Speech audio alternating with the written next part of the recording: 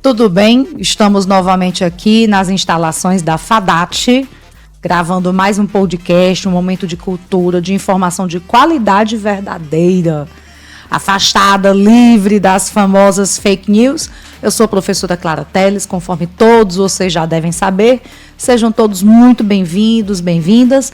E eu trago hoje a participação de duas pessoas que eu tenho muito respeito acadêmico. São duas pesquisadoras e a gente vai conversar hoje sobre um tema que, a princípio, assusta. Mas fica com a gente até o final, interage, curta, compartilha, porque isso aqui com certeza vai ajudar muita gente. Então eu estou trazendo com vocês hoje, para vocês hoje, as alunas, as acadêmicas e pesquisadoras, a Natalícia e a Ana Beatriz. Vamos conversar um pouquinho com elas, então. Tudo bem, meninas? Tudo bem. Que bom, tarde, sejam Clara. muito bem-vindas. Fiquem muito Obrigada. à vontade. Nós vamos tentar extrair o máximo de vocês, porque sobre esse assunto que nós vamos conversar, vocês sabem muito mais do que eu, tá? E, no fundo, tem uma responsabilidade social muito grande falar sobre as práticas abortivas e o que está por trás, os envolvimentos sociais e jurídicos. Então, vamos começar? Vamos. Vamos sim. Que bom, fica à vontade, Natalícia, fica à vontade, Ana Beatriz, o espaço é totalmente de vocês. Obrigada, Clara. Vou começar me apresentando. Sou a Ana Beatriz, como a Clara já me apresentou. Sou estudante de Direito do 5º semestre. A Clara, ela é uma pessoa inspiradora e ela nos apresentou esse mundo da pesquisa pra gente. Foi. Então, desde o início, eu e a Natalícia, a gente tinha essa vontade de pesquisar, de apresentar nas amostras científicas, e nós estávamos à procura de um tema, de um professor que nos desse realmente aquela orientação que a gente precisava. E encontrar a Clara, né, no nosso 4º semestre, com Direito Civil, abriu assim a nossa mente com a forma dela explicar, a forma dela Apresentar o conteúdo. A gente criou uma certa afinidade para falar desse assunto que é tão polêmico, né? a forma dela pensar sobre alguns assuntos que ali entrelaçou as nossas ideias, vamos dizer assim. Seriam ideias pessoais? Sim. Pessoais, acadêmicas, profissionais. A gente acabou se conectando, né, Isso. nessa parte. E é aquela pessoa que você assiste a aula dela com aquele brilhinho nos olhos. Nossa, não esperava tanto. Menos. Eu vou me apresentar agora. Meu nome é Natalícia, sou estudante do 5º semestre de Direito. E o nosso objetivo nesse trabalho foi, primeiramente, conscientizar as pessoas da importância da educação como um fator primordial para diminuir esses índices de aborto, de infecções sexualmente transmissíveis, enfim, esse leque de assuntos tão polêmicos que a gente vê muito acontecendo nos dias de hoje com as mulheres, né, principalmente. Na pesquisa de vocês pararam para analisar, porque quando a gente fala mulher, a gente não tem condição de pegar todo mundo e jogar dentro de uma caixinha, né? Vocês conseguiram detectar quais eram os perfis, as mulheres, os recortes sociais? Quem é essa mulher que está envolvida nessas práticas abortivas que vocês pesquisam? Bom, a gente pode perceber que não tem muitas vezes um perfil certo, mas tem uma grande parte desse número que a gente vê que são mulheres negras da periferia, que não têm tanto acesso à educação, não têm uma condição financeira favorável e muitas vezes movida ali pelo seu parceiro, por outros motivos, até mesmo financeiro, principalmente, acabam por tomar essas decisões, né? Então a gente pode perceber que são mais esses tipos de mulheres negras, periféricas, enfim. Os fatores sociais, né, estão Sim. relacionados. Então não dá para dissociar, não dá para distanciar esse público que se encontra em uma vulnerabilidade social dessas práticas abortivas, seria isso? Sim. Certo. Mas e esse universo da educação? Então, o que fez brilhar o olho de vocês como a educação sendo uma ferramenta para o controle? Eu não sei se eu digo, as pesquisadoras são vocês, para o controle ou para a erradicação das práticas abortivas. Como é que se encaixa a educação nesse universo? Pronto. A gente conseguiu perceber que a educação era o caminho para haver uma diminuição desses altos índices, porque a gente acredita que se a gente desistir da educação, a gente vai estar desistindo de nós mesmos, né? Por quê? Porque é a educação que abre portas para a gente conhecer diversas coisas, até mesmo o próprio corpo, né? Que é o caso da mulher, conhecer mais sobre ciclo menstrual, sobre reprodução, que é uma coisa que muitas vezes, por não ter uma educação de qualidade, para algumas mulheres, como eu já falei, a maioria periféricas, negras, isso dificulta muito para que elas possam, de fato, conhecer sobre esse assunto e, de certa forma, erradicar, do jeito que você falou. A educação sexual, que a gente está falando aqui, né? A educação sexual nas escolas. Como que seria abordada, então, essa educação sexual nas escolas, sem ter aquele espanto, sem ter aquela... É assustador, né? É muito assustador. As pessoas confundem muito educação sexual com orientação sexual. Sim. Nas escolas, né? Existe diferença? A educação sexual está relacionada ao ensino em si, da sexualidade, do ensino de métodos contraceptivos, ensino de prevenção tanto de ISTs, que é as infecções sexualmente transmissíveis, tanto de gravidez indesejadas, que poderá ocasionar os abortos, tanto também de abusos sexuais. Quando as crianças, as adolescentes, elas têm esse entendimento de que aquele carinho, né, aquela amizade ali não é saudável. Elas entendem sobre o próprio corpo e sobre os relacionamentos em si. Então, a educação sexual nas escolas, a diferença, né? Educação, orientação. A orientação já é uma aceitação, né? Uma aceitação de si. Não é mais um ensino da escola, mas uma aceitação e de uma aceitação sexual da própria pessoa. E é importante essa temática, à medida que vocês conversam, ela vai abrindo muita experiência própria, não é? Na cabeça de todo mundo. Sim.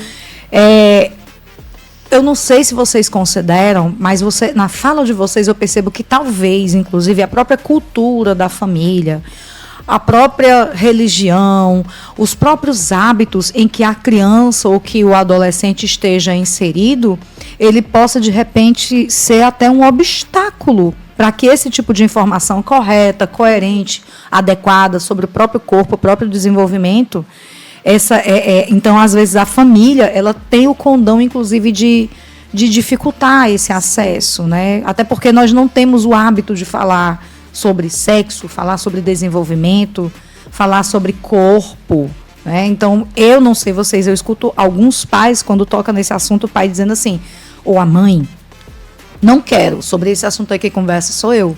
Só que muitas vezes nem esse diálogo existe em casa. Sim. Então, também é mais uma questão de muita dificuldade para a criança e para o adolescente estar no meio escolar, porque ele já veio tolhido muitas vezes desse silêncio na própria casa. Mas... E é justamente isso, a importância, né, de ser abordado, então, dentro das escolas. Gente, como que deve acontecer de forma salutar? Como é que isso deve acontecer? Agora eu estou super curiosa.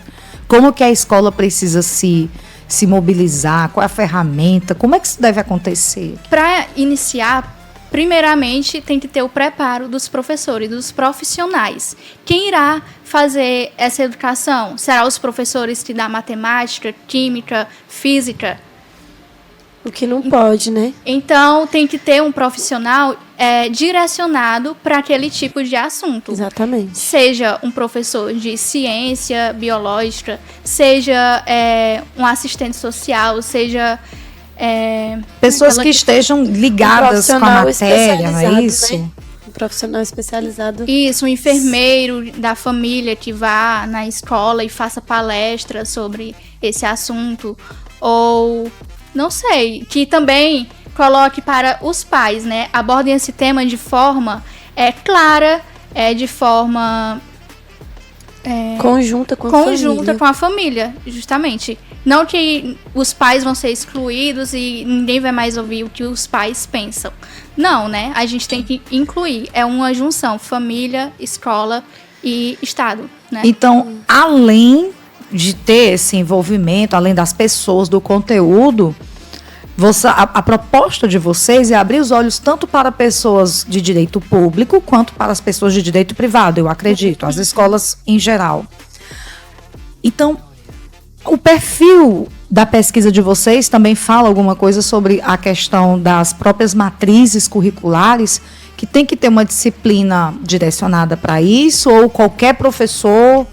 A gente acredita que, assim, para falar sobre esse assunto, os pais acreditam muito que as escolas, no caso, né, iriam tratar diretamente sobre sexo, mas não é sobre isso. Eu acho que esse é o medo central. Isso. Exatamente, de conduzir aquela criança a tal ato.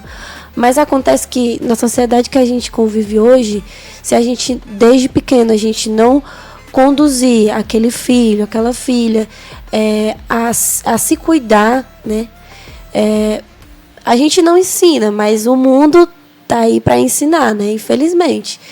E é muito triste o número de crianças, de jovens, meninos e meninas também. Não vamos esquecer dos meninos, porque também é muito comum na infância que meninos sejam abusados e eles podem até não contar devido ao medo, enfim.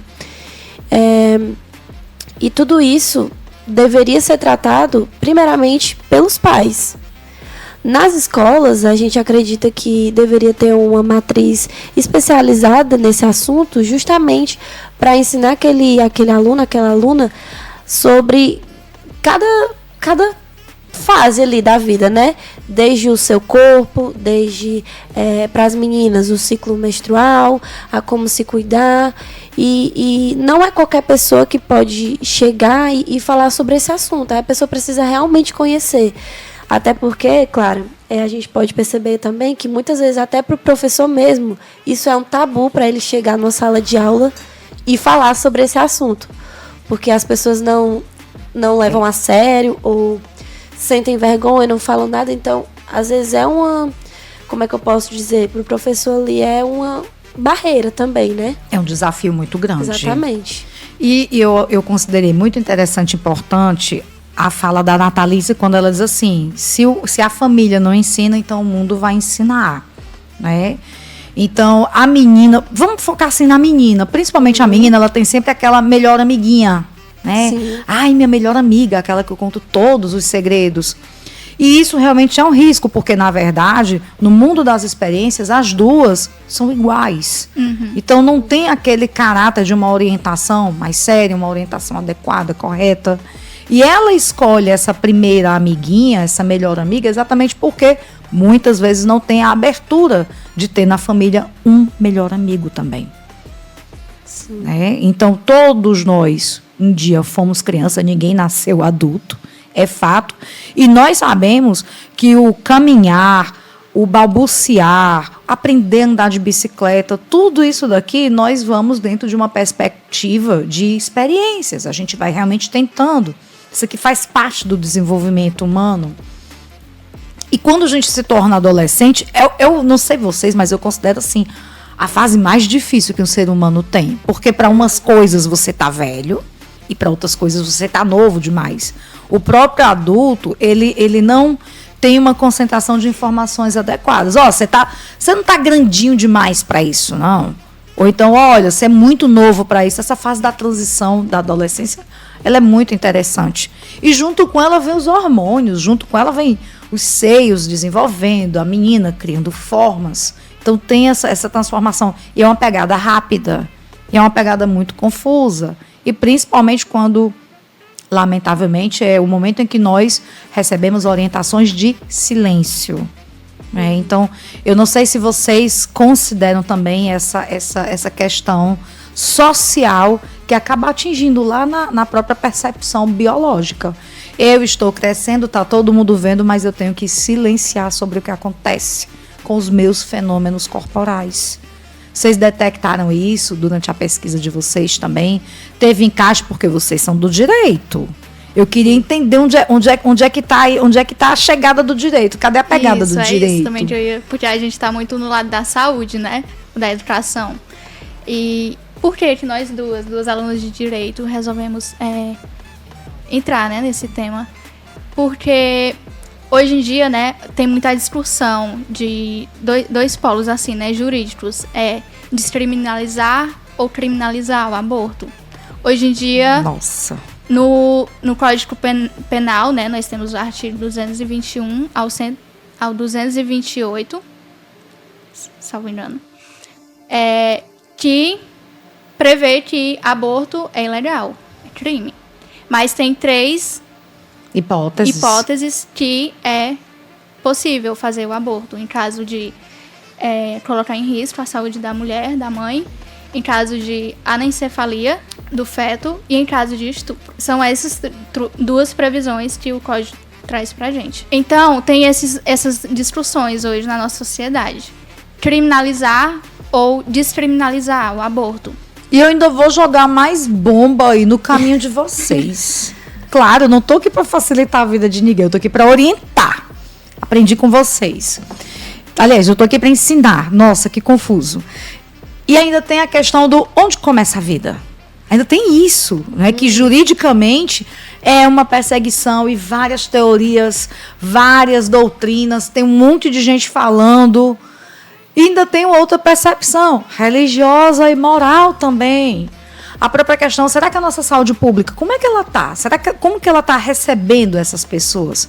Será que a nossa saúde pública ela tem um aparelho que consiga dar essa assistência? Opa, nós estamos aqui na prática abortiva, mas vamos lá atrás, lá no fundo, quando ela ainda, no caso, teria quem? Prevenção contra o câncer. Será que essa adolescente que já está aqui necessitando dessa prática, interromper a gestação indesejada, não planejada, de repente, como que estava lá os próprios cuidados com o corpo dela? Será que ao menos ela fez uma única prevenção na vida? Então, na verdade, eu não sei como que está a cabeça de vocês, mas como professora, a minha intenção é ao contrário, não é facilitar, é exatamente abrir todas as portas. Então, hoje o nosso olhar é para a prática do aborto, mas e o lá atrás? Todos os direitos que estavam envolvidos no corpo daquela menina. E junto à pesquisa de vocês conseguiram coletar alguns dados com relação na adolescência, a gravidez indesejada? Assim, o principal objetivo da nossa pesquisa até então é uma pesquisa que a gente ainda está caminhando, ainda estamos pesquisando. A gente começou a pesquisar ela no 4º semestre, fizemos na 7ª mostra científica aqui da FADAD, tivemos um bom resultado e trouxemos novamente o tema na 8ª. O mesmo tema? Com um tema diferente, mas o mesmo assunto. E de forma mais aprofundada, vamos dizer assim. A gente foi pesquisando mais, trilhando com um foco a mais, né? As práticas abortivas e a saúde da mulher brasileira, implicações sociais e jurídicas. Realmente o nosso objetivo é trazer aquela reflexão, trazer aquela dúvida, trazer com que as pessoas voltem novamente o olhar para esse tema que é tão polêmico assim, né? Então a gente não dá assim a nossa opinião, não é o achismo, é pesquisa, é estudo, é doutrina. Dedicação, justamente. Não é o que a nossa mente está tramando lá na nossa cabeça. Não é a nossa opinião acerca desse assunto. Então, vimos muitos, assim, bipolaridade, né? É Eixos, dois um eixos. querendo criminalizar ou descriminalizar. Então, assim, é bem E os dois lados bem resistentes. bem E resistente. a gente pode ver, claro, que não é um assunto tão fácil de você... é isso e pronto. Até porque nós temos na Constituição o direito à vida. Então a gente tem que levar em consideração que não é apenas o que eu acho que é certo, eu acho que é errado, enfim. A gente tem que se basear também na nossa Carta Magna, né, que fala que todos nós temos direitos fundamentais, essenciais, e que todos têm direito à vida, a uma qualidade de vida, à educação. Então a gente trouxe uma reflexão que você mesmo tem que refletir sobre esse assunto e dizer, né, poxa, eu acho que levando isso em consideração, eu chego a esse determinado resultado, que foi o que a gente utilizou, né? Métodos para chegar a não só um resultado que a gente acha, que a gente já construiu nosso pensamento dessa forma e estamos ali presos. Não. A gente precisa estudar, a gente precisa pesquisar, analisar os dados, quantas mulheres que sofrem também. Porque um ponto que muitas pessoas não falam é que após a mulher tomar a decisão de abortar, futuramente ela desenvolve várias doenças, e eu não estou falando de doenças físicas, mas doenças mentais também. Depressão, ansiedade. Então, o sentimento da culpa permanece? Exatamente. Não é uma coisa que você vai ali, aborta e acaba ali. Muitas mulheres, depois que tomam essa atitude, vê tamanha proporção que foi aquilo ali, e mexe bem mais com ela do que, às vezes, com o parceiro, né? O sentimento da crítica do alheio, aquele que não está envolvido nas lutas, no sofrimento, nas dificuldades, mas que se acha no pleno direito, na plena convicção de apontar. Exatamente. Quando tem conhecimento que uma mulher praticou o aborto, então, eu não tinha parado para pensar nisso. Ela vai ser sempre apontada. Sempre vai ter alguém que vai se achar no direito de chamá-la de assassina. Sempre. Por isso que eu alertei para a possibilidade dessa questão. Será que tem culpa? Mas a culpa, assim, a gente precisa levar isso em consideração também, o aspecto psicológico de quem pratica. Exatamente. Né? Uma possibilidade de uma autocondenação. Então, nós, como participantes do direito, nós como pesquisadoras, apesar de estarmos atentas às formalidades legais, mas nossa formalidade legal atende ao universo das pessoas. Nós trabalhamos em razão de movimentar o universo jurídico, mas para poder dar suporte às pessoas que estão envolvidas ali, seja com condutas positivas ou negativas, ações de fazer ou não fazer. Mas a gente trabalha, a gente pensa, a gente estuda naquela doce frase de em busca de um mundo melhor. Exatamente. E esse assunto, ele é um assunto muito caro. Eu acredito que vocês já não devem ser mais as mesmas pessoas desde que quando começaram a pesquisar, né? E esse aqui é o principal caráter da pesquisa. Ele vem trazendo uma gama de sentimentos e vai mexendo. E qual foi? Agora eu tenho muita curiosidade. Quais foram as transformações que essa pesquisa trouxe na vida acadêmica de vocês? Eu até ia comentar sobre isso. No começo, a gente ali engatinhando a respeito sobre esse assunto, né? Mas até foi indicação da Bia, que ela vai falar mais sobre, porque ela assistiu o filme. Um filme relacionado a uma criança, né, Bia? Que a mãe estava ali na gravidez e tal. E ela decidiu abortar. E a gente viu as cenas de como verdade, era. É um filme que ele se baseia em fatos reais. Exatamente. Ah. E a mãe decide abortar e ele mostra exatamente como que é feito um aborto. Então, é bem impactante. A Bia que sabe falar melhor, que foi a indicação dela. Mas é uma coisa bem impactante mesmo. Bom, o filme ele é baseado em história real, nos Estados Unidos. Na verdade, ela trabalhava em uma clínica de aborto. O que acontecia nessa clínica? Tudo em prol do dinheiro, do financeiro. Então, as mulheres chegavam lá para abortar e ela não sabia em si, ela trabalhava com a divulgação daquela determinada empresa, daquele hospital, vamos dizer assim, aquela clínica de saúde, né? E ela não sabia em si o que acontecia lá dentro daquela sala, quando a mulher entrava para realizar o aborto. E teve uma certa determinada parte do filme em que as pessoas ficavam ao redor da clínica em um determinado dia da semana.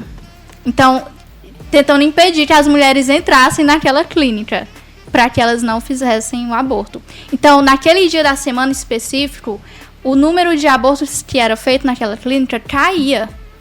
E porque as mulheres chegavam, viam aquela quantidade de pessoas ali na frente, tentando motivar ela a não abortar, tentando incentivar ela a ter aquele bebê.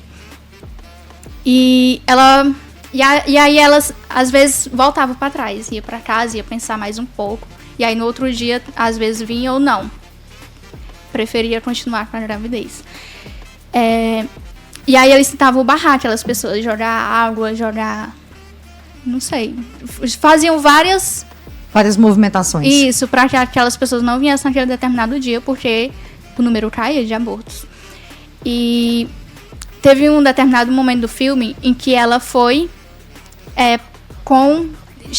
teve um desenrolar no filme que ela acabou entrando dentro da sala que o médico ficava. E na ultrassom ela via o bebê empurrando, porque eles colocam uma sucção e eles trituram realmente o bebê dentro do útero. Essa cena foi exibida no filme? Foi exibida. E o bebê tentando lutar pela vida, sabe? Você via ele totalmente como se fosse gritando. Né? É muito forte. Muito forte. E a gente não tá falando ela sai ali daquela sala totalmente espantada, porque ela pensava que injetava alguma coisa para a pessoa tomar e o bebê já saía morto. Mas é totalmente diferente o que acontecia, né? O bebê realmente lutava pela vida e era um ser totalmente indefeso, que não tinha ninguém ali para defendê-lo. Sendo que tem... E detalhe, a forma que ele sai, às vezes a gente tem mania de... o aborto, mas não não vê ali de fato como é aquilo ali, né? Por exemplo, a forma que o bebê sai não é uma coisa assim que todo mundo tá pronto para ver. Ele sai realmente os pedaços do corpo da criança. Então, é uma coisa muito impactante, foi uma coisa muito impactante para nós duas, né? E que fez a gente pensar muito a respeito até de onde que acaba o nosso direito, né? Porque aquela criança também tem o direito de nascer. Ela não tem culpa de ter tido uma relação sexual ali e ela ter nascido, ela ter sido gerada. Ela tem também o direito dela de nascer, de usufruir do que nós aqui em vida usufruímos, né? E já fica a dica para quem está estudando, para quem está nos assistindo e nos ouvindo, procurem conhecer um pouco sobre onde começa a vida, juridicamente falando. Nós somos do direito, juridicamente falando. Busquem, tragam aqui nos comentários, é de grande valia. E nós, como mulheres, a gente não está aqui para julgar outras mulheres. Pelo contrário, eu sou mãe e eu sei a dificuldade que é a gente criar um filho, de a gente educar, de a gente dar uma educação de qualidade, mas eu acredito que ele hoje em vida é o que me faz procurar mais conhecimentos, é o que me faz crescer como pessoa, profissionalmente também falando, é o que me faz estar ali em movimento para dar uma vida melhor para ele. Então, a gente não está aqui para julgar outras mulheres, e sim conscientizar. Se você não quer ter uma gravidez indesejada, se você acha que o seu parceiro não é de acordo, existem outros métodos para que isso não aconteça. Até porque a gente também quer passar essa conscientização para os homens também. Sim, porque a gente pode perceber que tem um índice muito grande também de homens, que teve até um caso que repercutiu recentemente, que homens chegam para mulheres, que eles não sabem como é o nosso corpo, o que a gente passa, nada, e chega e diz assim, aborta, porque eu não vou criar, eu não vou sustentar. E aquela mulher fica, poxa, como é que eu vou colocar um filho no mundo e não vai ter isso, não vai ter aquilo? E ela se sente pressionada pela família, às vezes também, com medo de sofrer alguma represália. Ou falam, esse filho não é meu, né? Exatamente. Interessante essa proposta de estudo de vocês, porque pelo que eu pude ler, pelo que eu apreciei, eu consigo entender hoje que dentro da percepção científica de vocês, para que a gente possa construir uma mulher de corpo consciente, a gente tem que trabalhar essa mulher lá na infância. Exatamente. Tem que trabalhar essa mulher na adolescência. Até porque o plim-plim da maturidade, ele não acontece com um apertar de botão. Ele tem que ser construído durante o seu desenvolvimento. Seria isso? Exatamente. E é como eu falei, a gente sempre trata o aborto antes dele acontecer, mas aquela mulher ela também vai sofrer muito depois que ele acontece. Então, o nosso trabalho é voltado justamente para isso, uma conscientização para que isso não possa ser um problema futuro para você mesmo. Né? Nós mulheres carregamos um fardo muito grande de ser perfeita, de ser uma boa mãe, uma boa tudo, mas a gente tem que levar em consideração também que a gente precisa ter conhecimento, né, a respeito do nosso corpo e tomar as nossas próprias decisões, não esperar que outra pessoa chegue e diga, não, você vai fazer isso, você vai fazer aquilo, você vai abortar, você não vai. Você ter conhecimento suficiente para dizer assim, não, eu tomo as minhas decisões e eu sei o que é melhor para mim. No sentido de que realmente entender sobre o assunto, não ser motivado só por outras pessoas. E como ela vai ter essa mente? Através da educação, né? A educação que vai formar a mente dessa criança de ter esse entendimento de conhecimento sobre o próprio corpo, conhecimento sobre os relacionamentos em si, né? Então, a educação, eu vou lançar um desafio aqui para vocês. Eu quero que vocês reflitam um pouco agora sobre o meu entendimento, tá? Então, a educação, ela tem o condão realmente de erradicar, inclusive, as desigualdades. As desigualdades sociais? As desigualdades. Claro, com certeza. Eu acredito que assim, nós temos que levar em consideração também que nem todos tenham o mesmo acesso à educação. Então, a minha educação pode ser diferente da sua educação, da de fulano, enfim, como eu falei. O índice de mulheres que abortam geralmente é mais nas periferias pela falta do Estado intervir ali para que aquela mulher cresça com a educação de qualidade. Mas, se for uma coisa geral, em que o Estado possa realmente se preocupar com essas mulheres, possa desenvolver algum método ali para ajudá-las a investir mais na educação, eu acredito que sim, a educação ela pode erradicar esse grande número. Essa desigualdade, né? Bia, as políticas públicas tem alguma coisa a ver com o que a gente está conversando? Sim, com certeza. São as ferramentas principais do aparelho. Sim. Não seria isso?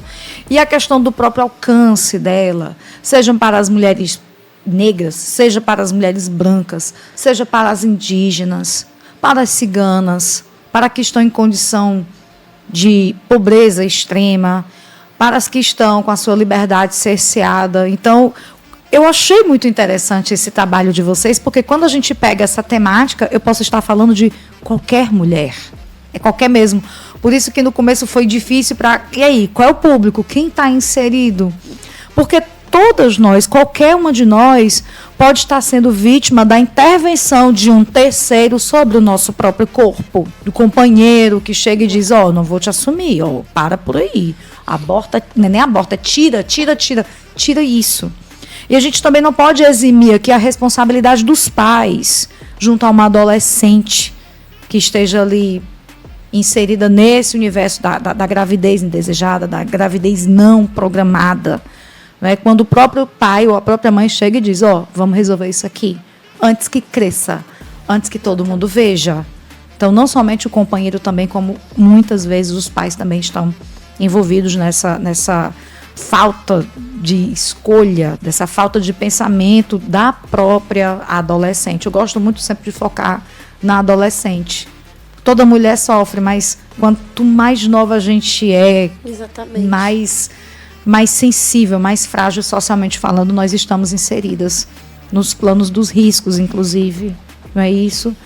Mas eu ainda não consegui ter o que eu estou tentando arrancar, Quem é a Bia? Quem é a Natalice hoje, depois da pesquisa? Bom, eu acredito que assim, como eu já falei, né? É um assunto polêmico, um assunto impactante, mas que diante desse trabalho eu pude compreender melhor a não pensar só em mim, mas que também se tem uma criança ali no meu ventre, ela tem direitos assim como eu. Então, é aquilo, né? O meu direito acaba quando o do outro começa. Então, a gente pode perceber que nesse trabalho não envolve só o que eu penso sobre mim, o que eu acho que é correto ali de forma impulsiva, né? Acontece uma situação, vou tomar uma medida aqui para isso aqui. Não, existe uma criança ali no seu ventre que ela também tem direitos assim como você. Então isso me fez refletir muito como pessoa e entender que também, vamos dizer assim, eu não sou o centro de tudo. Não é só o que eu penso e o que eu acho. A gente tem que ter conhecimento sobre o assunto para tomar uma decisão mesmo, porque aquela decisão não tem mais como voltar atrás. Depois... Sexo não se pratica sozinho. Sexo solitário tem outro nome que não vem ao caso. Depois a gente pode até conversar academicamente sobre isso. Mas o sexo acontece entre duas pessoas ou mais. Vamos partir para os modos tradicionais. Entre duas pessoas. Para que se busque, então, uma gestação. Então, tanto a responsabilidade é aquele que detém a célula sexual masculina, quanto a feminina. Então, a gente tira a mulher desse lance exclusivo da responsabilidade dela sobre o corpo.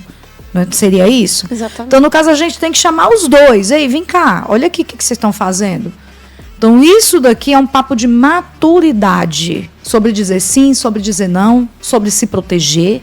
Eu achei muito interessante essa pegada de vocês, quando vocês trazem a educação, a educação sexual, no sentido de dar proteção para a criança, no sentido de dar proteção para o adolescente. Bia? Assim, na minha perspectiva, eu comecei esse trabalho, tanto que eu até levei assim um pouco a Natalice, né, também. Eu comecei com a ideia e aí eu perguntei se ela tinha interesse também nesse tema, e aí ela veio com várias ideias, uma mente assim brilhante. E aí a gente encontrou a Clara, que abriu assim a nossa mente totalmente. E assim, eu vim com a cabeça, vamos dizer assim, muito fechada. Eu ainda não tinha entrado no mundo da pesquisa sobre esse assunto. Quando eu fui entrar realmente, pesquisar sobre como acontece, o que vem depois, o pós, né? O que acontece ali durante também. No nosso primeiro trabalho, a gente tratou sobre as curetas. O que seria, né, as curetas? Né? É um método que o médico usa, que ele introduz, né, uma espécie de instrumento. São tipo, o formato dela é tipo umas varinhas? Isso. Eu não conheço. Para fazer a retirada daquele feto, quando é praticado o aborto. Então, isso ocasiona vários malefícios para a saúde da mulher no pós-aborto, né? Como a Natalice falou, tanto doenças físicas como mentais, né? E a mulher, ela vai para... Geralmente o aborto aqui no Brasil acontece de forma clandestina, né? Quando não é nessas 3 hipóteses que eu falei no início. Então, é realizado de forma clandestina. Ainda a mulher tem vai isso, naquela clínica. A prática artesanal. Isso, justamente. Não é? Ainda existe isso.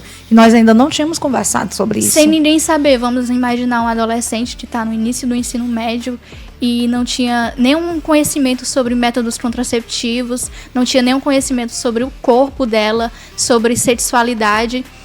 E aconteceu, né? Aconteceu, ela engravidou. E agora? Né? E agora, como que ela vai expor isso para a sociedade? Ela vai procurar alguma coisa, ela é mulher, ela tem a força que só a mulher tem.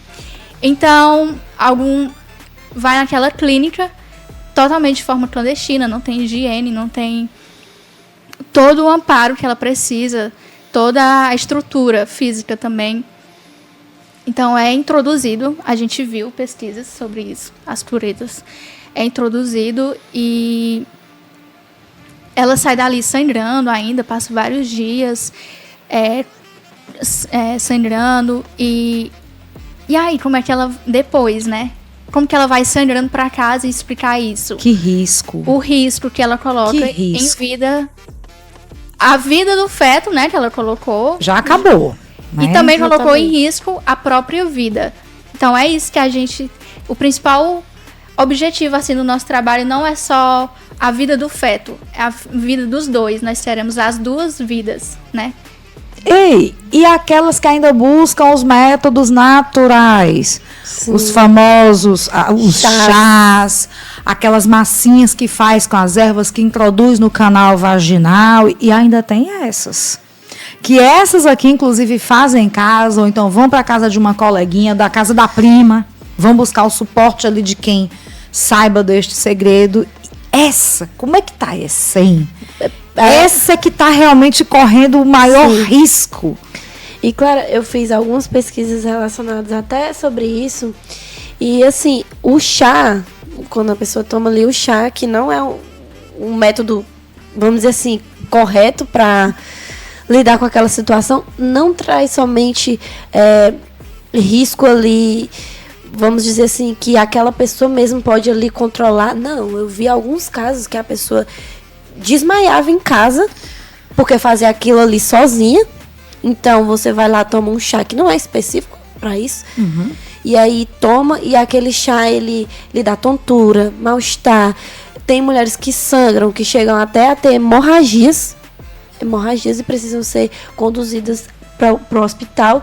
E a gente tem que entrar no assunto de que se aquela mulher se encontra utilizando esse método sozinha, dentro de casa, sozinha, como é que ela vai lidar com aquela situação? E quando o método não funciona? E quando o método não funciona, exatamente.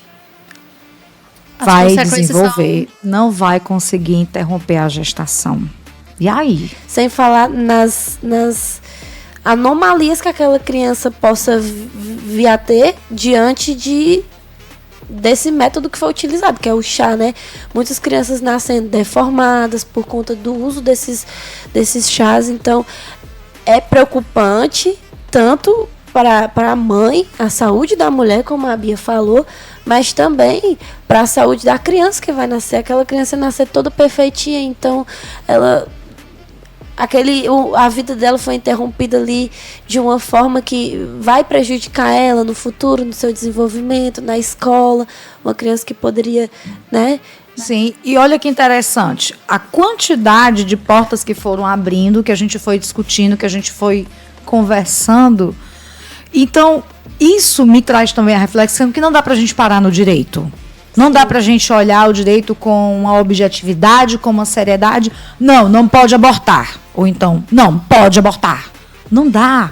Exatamente porque são muitas relações sociais, biológicas. A gente não pode esquecer a moral. Não podemos esquecer. Inclusive, nós estudamos. Moral é fonte do direito. Então, por isso que nós aqui no direito não podemos esquecer de falar sobre isso. Então, tem as relações morais que também estão envolvidas. Isso é percepção jurídica. E as questões religiosas, que elas também estão envolvidas. Por quê? Por que religião? Porque religião faz parte da vida das pessoas. Eu não tenho como tão somente olhar como um objeto ser com corpo humano para poder disciplinar juridicamente e esquecer qualquer elemento que compõe essa natureza humana, que compõe a vida da pessoa. E a religião, a espiritualidade, principalmente hoje, com a quantidade de informações que nós podemos ter acesso, ela também faz parte da vida das pessoas. Aquele discurso muito comum, a religião aliena as pessoas. Epa, calma aí.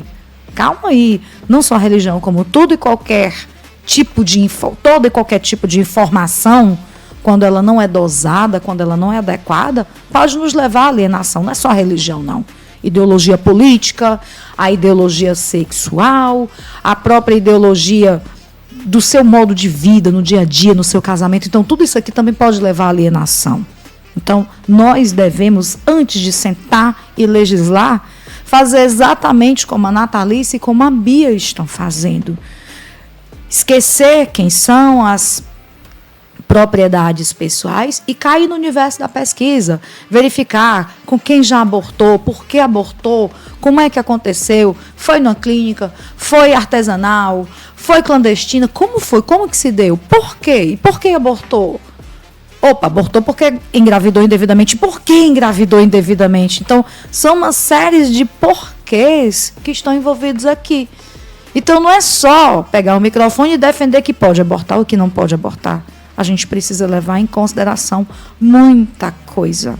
É um olhar interseccional que nós devemos ter como juristas, como futuras juristas, como pesquisadoras e, acima de tudo, como mulheres. E mulheres que falam sobre outras mulheres. Exatamente. É isso. Uma palavra final para a gente fechar com tudo. O que vocês têm a dizer para todo mundo que está assistindo? Bom, primeiramente eu queria agradecer por estar aqui participando e dividindo meus conhecimentos com vocês, com essa professora excepcional que tem nos conduzido nesse trabalho. E dizer que, assim, gente, o conhecimento, ele abre portas. Então, para toda e qualquer decisão que a gente for tomar na vida da gente, a gente precisa conhecer bem aquele assunto, precisa ter estudado, precisa se debruçar ali e entender que, às vezes, não está relacionado só a você, eu mesmo. E também pensar um pouco mais no outro, se conscientizar do que pode, o que não pode acontecer, de possíveis malefícios que venham a acontecer futuramente, que podem deixar sequelas para o resto da vida. Então, é mais uma conscientização. A gente vamos continuar pesquisando sobre esse assunto para trazer mais conscientização para as pessoas, para aprender e dividir nossos conhecimentos também. Bia? Como a Natalice abordou perfeitamente, quero agradecer a oportunidade da Clara, esse convite que ela fez para a gente abordar a nossa pesquisa de uma forma mais aberta para mais pessoas, esse tema. Foi uma pesquisa que é um desafio, na verdade, né? Não tem muita pesquisa assim sobre esse tema. É uma luta assim, a gente achar pesquisas relacionadas a esse tema, mas vamos continuar pesquisando, vamos continuar vendo casos, relatos, e é como a Natalice falou, nosso objetivo é a conscientização, é a importância da educação, o poder transformador da educação na vida desses jovens, trazer também uma reflexão para o público geral, né, acerca desse tema. Parabéns, meninas. Não parem, por favor. Nós precisamos de vocês. E nós precisamos de vocês também. Deem a opinião de vocês, comentam, curtam e, acima de tudo, compartilhem. Porque essa pesquisa, ela tem um fundo, ela tem uma responsabilidade social muito grande. E talvez aquela menina, aquela adolescente ou aquela mulher esteja precisando desse tipo de conhecimento. Fadat está aqui sempre junto com vocês.